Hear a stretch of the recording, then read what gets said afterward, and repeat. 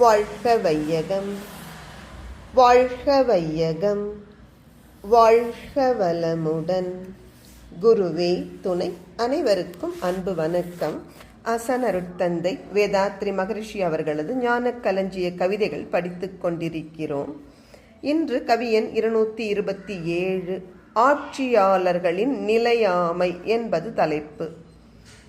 ஆட்சி முறை நிர்வாக அனுபவத்தில் 5 வருடம் பழகி நாடகத்தின் காட்சியிலே மறைந்துவிடும் வீரர்கள் போல் கண்காணாமல் அமைச்சர் போகும் போக்கும்.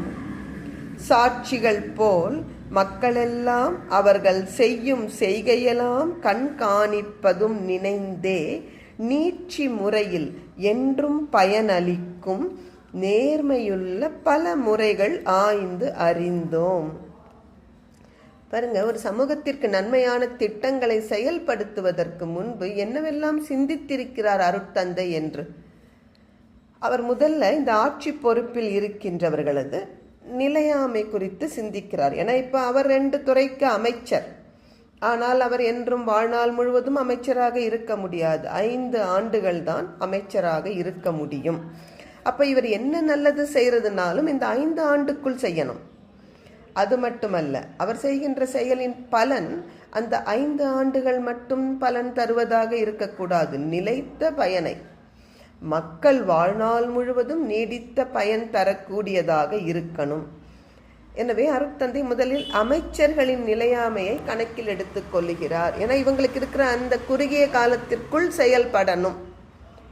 சோம்பேறியா அப்புறம் பார்த்துக்கலான்னு இருக்க முடியாது இல்லைங்களா? அதற்கு என்ன அழகான ஒரு உதாரணம் சொல்றார். நாடகத்தில் நம்ம பார்ப்போம், ஒரு காட்சியில் வருகின்ற ஒரு நடிகர் அடுத்த காட்சியில் வருவாரான்னு தெரியாது. அவருடைய ரோல் முடிஞ்சு போச்சுன்னா போயிடுவார் இல்லைங்களா? அதுபோல இந்த அமைச்சர்கள் 5 ஆண்டுகள் கழித்து காணாமலே போயிடுவாங்க. அப்போ நாம் என்ன செய்யணும்? இந்த அமைச்சர்கள் நிலையாமை ஒரு பக்கம், அதே சமயத்தில் மக்கள் சாட்சிகள் போல் பார்த்துக்கிட்டே இருக்காங்க. லேஸ்ல நினைச்சிடாதீங்க மக்களுடைய அறிவு நிலையை. அவர்கள் கண்காணிக்கிறார்கள் இந்த அமைச்சர்கள் சரியாக செயல்படுகிறார்களா என்ன என்று. எனவே நாம் நம்முடைய ஆட்சியின் குறுகிய காலத்தையும் கணக்கில் எடுத்துக்கொள்ளணும். அதே சமயத்தில் மக்கள் கண்காணித்து கொண்டிருக்கிறார்கள். அவர்களுக்கு நன்மை செய்கிற திட்டம் அவர்களுக்கு திருப்தி அளிக்கும் வண்ணமும் செய்யணும்.